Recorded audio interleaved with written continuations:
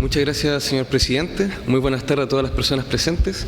Bueno, yo, en razón del tiempo, vengo a plantear la necesidad de que en el capítulo relativo a la Corte Constitucional se incorpore la competencia y la regulación de la acción de inconstitucionalidad por omisión.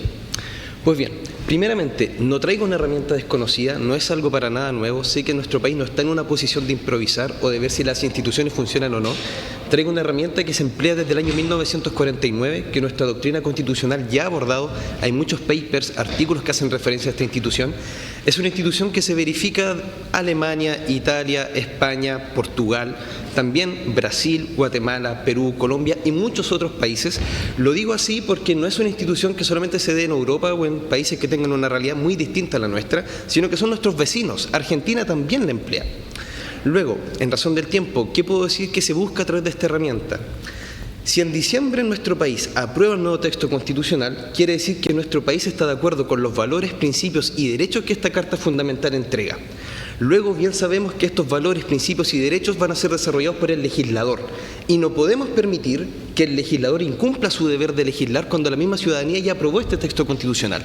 Esa es la finalidad que tiene esta acción. Luego entonces podemos dar como concepto que la inconstitucionalidad por omisión, que la inconstitucionalidad por omisión del legislador consiste en el incumplimiento total o parcial del legislador con respecto a un deber constitucional, explícito o implícito, pero concreto y vinculante, de legislar oportunamente con miras al desarrollo y concreción de la Carta Fundamental.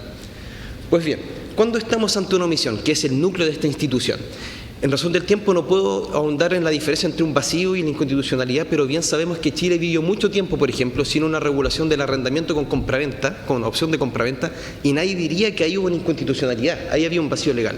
La omisión por inconstitucionalidad requiere que esta omisión cause un daño en cuanto a los principios, valores y derechos que impregnan a nuestra Carta Fundamental. Me gustaría, eso sí, señalar que hay una distinción muy importante que hacer entre omisión absoluta y omisión relativa.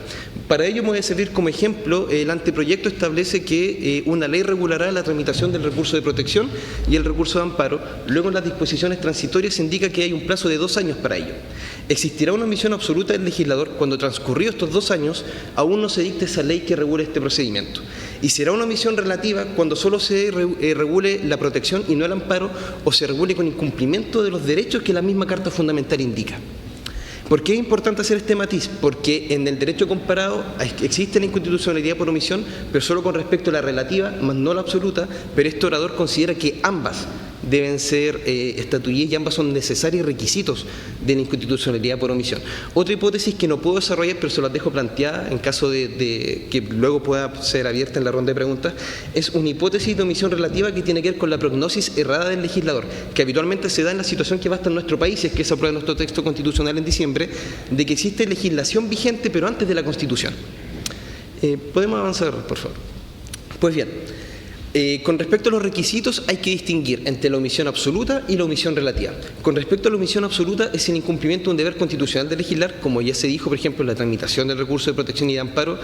En este sentido, nuestro país tiene una gran historia. La Constitución del 25 establecía la indemnización por error judicial, pero decía que la ley tenía que hacerlo. La ley nunca se dictó, nunca hubo indemnización por error judicial. La Constitución del 80, los tribunales contenciosos administrativos, ¿dónde están? ¿Podemos permitir que en la luz del constitucionalismo moderno las instituciones que la Constitución establece no se hagan porque el legislador no lo hace? El principio de supremacía constitucional nos llevaría a una negativa contundente. También se requiere el transcurso de un periodo razonable. A esto hay 2 grandes caminos. Uno, que la Constitución diga el plazo, como lo hace el anteproyecto, específicamente las disposiciones transitorias, y otro es entregarlo a la prudencia de la Corte Constitucional. Y, evidentemente, el efecto sustantivo es el efecto lesivo hacia la Constitución derivado de esta omisión. Ahora, con respecto a la omisión relativa, los requisitos son los siguientes.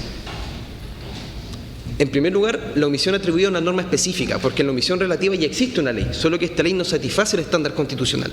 En segundo lugar, se debe señalar y fundar la existencia de la inconstitucionalidad de dicha norma. Ahí hay unas manifestaciones bien concretas y estudiadas. Y finalmente, y aquí viene el nexo de causalidad, que esta omisión sea consecuencia del incumplimiento de un deber específico que está impuesto por la Constitución. Pasamos a la siguiente, por favor. Esta es la parte más importante y donde existen más discusiones en derecho comparado. Pues ya, está bien, estamos de acuerdo, inconstitucionalidad por omisión, hay una situación que el legislador no ha previsto, pero ¿qué le estamos pidiendo a la Corte Constitucional? Le estamos pidiendo que dicte una sentencia aditiva. ¿Qué quiere decir esto? En un evento de omisión absoluta, la Corte Constitucional venga a legislar, venga a suplir al legislador.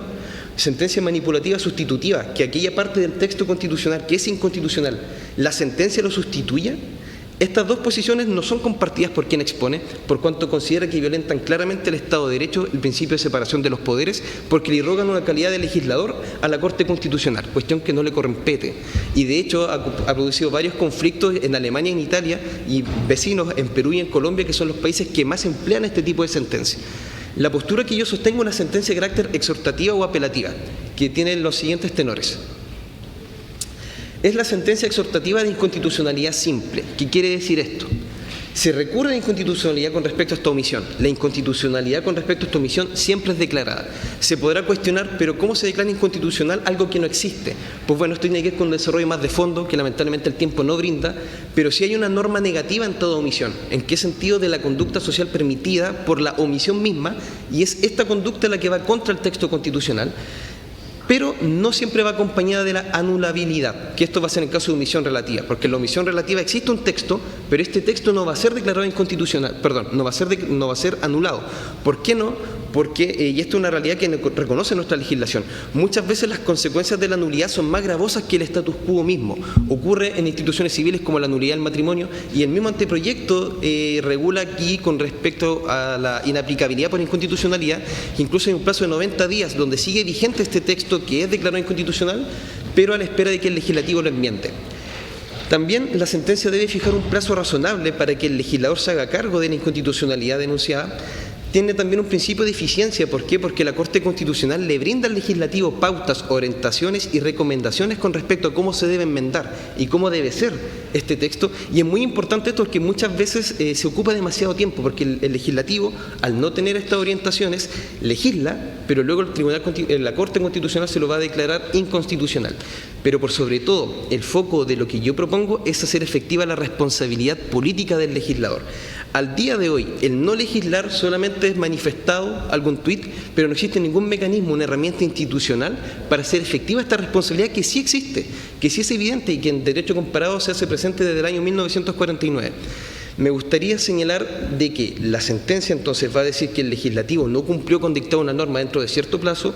Luego, cuando transcurre el plazo que la sentencia ahora le otorga para legislar, se pide un certificado de incumplimiento. Y este certificado es publicado en el Diario Oficial, difundido en diarios de circulación regional y por sobre todo en los periodos de elecciones, estos certificados que den cuenta en incumplimiento legislativo deben ser difundidos para que la ciudadanía sepa y tenga un mecanismo de control con respecto a lo que han hecho y lo que no han hecho los legisladores por los cuales votaron. Finalmente, como conclusión, lo que hemos planteado es respaldar el principio de supremacía constitucional. Kelsen ya señalaba que la Constitución puede ser vulnerada por acción o por omisión. Solamente nos hemos ocupado de la acción y no de la omisión, y creo que es la oportunidad de hacerlo. Por otro lado, el hecho de tener una necesidad no implica vulnerar el resguardo del Estado de Derecho. No somos partidarios de que por tener un problema vamos a crear uno mayor. De allí que no respaldamos las sentencias aditivas ni las sustitutivas, sino que solamente las exhortativas al legislador. También, porque así hacemos palpable la responsabilidad política del legislador, y si me permiten quiero finalizar citando a la primera mujer que integró en calidad de ministra del Tribunal Constitucional, una gran profesora de Derecho Constitucional, doña Luz Bulnes Aldunate, que en paz descanse, quien ya el año 2006, en un artículo denominado Inconstitucionalidad por omisión, el 2006 nos decía: vemos cómo las nuevas tendencias llevan inevitablemente a delinear nuevas instituciones que permitan hacer efectivas las también nuevas responsabilidades que surgen. Y si se me permite añadir, nuestra sociedad chilena está preparada y requiere de herramientas institucionales para hacer efectiva la responsabilidad del legislador. Muchas gracias.